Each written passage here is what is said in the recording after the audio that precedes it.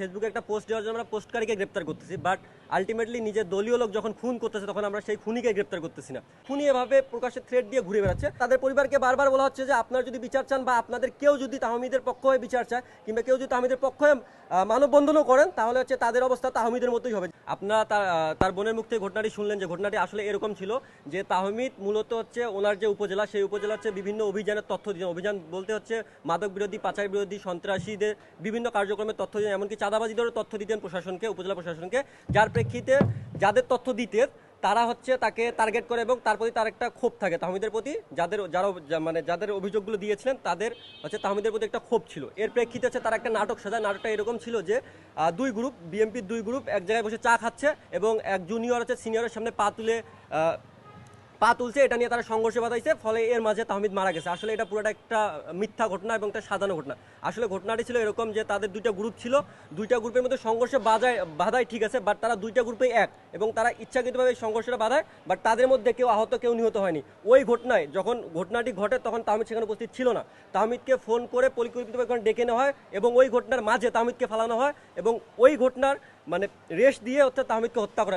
ঘটনাটিতে তারা দুই গ্রুপ মিলে বলতেছে যে সিনিয়র জুনিয়র ঝামেলা হয়েছে, বাট তাদের কেউ আহতও পর্যন্ত হয়নি, নিহত তো দূরের কথা, বাট মাঝখানে তাহমিদকে ফোন করে ডেকে এনে তাহমিদকে এখানে হত্যা করা হয়।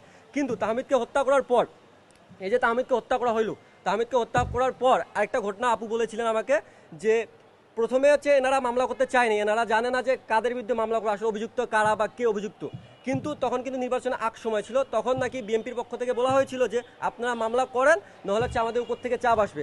আলটিমেটলি তারা দেখাতে চেয়েছিল যে হ্যাঁ তারা মামলা করেছে বিএনপির বিরুদ্ধে এবং আমরা সরকারের পক্ষ থেকে বা আমরা বিএনপির পক্ষ থেকে এটার বিচার করব। তারা এরকম একটা আশ্বস্ত করে তাদের মাধ্যমে মামলাটা করায়, তাদের মাধ্যমে মামলাটা করানো হয়েছে, ঠিক হয়েছে। বাট 2 দিন পর হচ্ছে একজনকে গ্রেপ্তার করা হয়, তারপর আরেকজনকে গ্রেপ্তার, টোটাল 2 জনকে গ্রেপ্তার করা হয় শুধু এটা নির্বাচনের আগে পুরো বাংলাদেশকে দেখানোর জন্য যে না, যেই দলেই খুন করুক বা যেই দলে হত্যা করুক বা যেই দলে হচ্ছে অপরাধ করবে তাকে আমরা শাস্তি আওতায় আনবো। তারা এটা দেখানোর জন্য নির্বাচনের আগে এই সুন্দরভাবে এটা গ্রেপ্তার করেছে। আমরা ভাবছিলাম যে না, এটা একটা সুস্থ বিচার হবে কিংবা যাদেরকে গ্রেপ্তার করেছে তাদেরকে আইনের আওতায় এনে এটার একটা সুস্থ তদন্তের বিচার হবে। কিন্তু যখনই এই যে নতুন সরকার আসলো, যখনই নির্বাচন হয়ে গেল, তারপর এই ঘটনাটিকে কেন্দ্র করে অর্থাৎ তাদের পরিবারকে বারবার বলা হচ্ছে যে আপনারা যদি বিচার চান বা আপনাদের কেউ যদি তাহমিদের পক্ষ হয়ে বিচার চায় কিংবা কেউ যদি তাহমিদের পক্ষ হয়ে মানববন্ধনও করেন তাহলে হচ্ছে তাদের অবস্থা তাহমিদের মতোই হবে, যেটা আপু বলেছিলেন, আপুর বক্তব্য আমাদের ফুটে উঠেছে।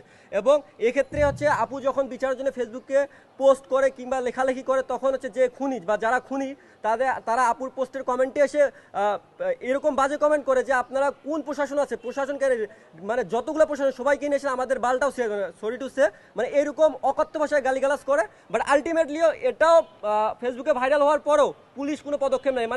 আলটিমেটলি পুলিশকে থ্রেট দেওয়া হয়েছিল আপনারা কোন পুলিশে নিয়ে আসেন, আপনারা আমাদের কিছুই করতে পারবেন না। খুনি এভাবে প্রকাশ্যে থ্রেট দিয়ে ঘুরে বেড়াচ্ছে।